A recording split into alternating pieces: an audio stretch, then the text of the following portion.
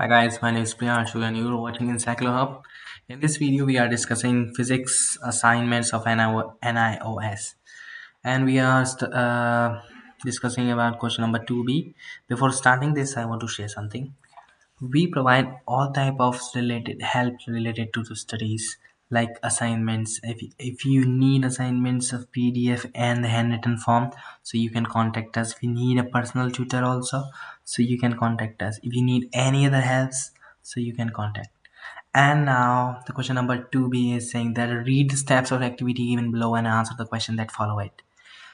Take a rigid horizontal rod fixed at both ends. Tie a loose but a strong thread and hang the four pendulums.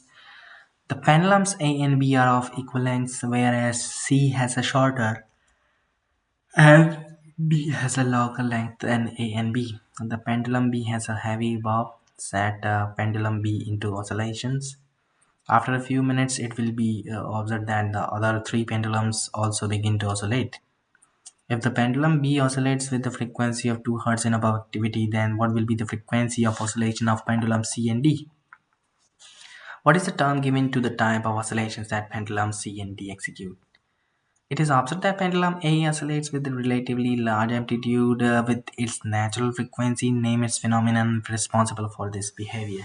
So this is actually uh, from basically from which question? So this is from the pendulum question. If you need, we have prepared all the answers accordingly.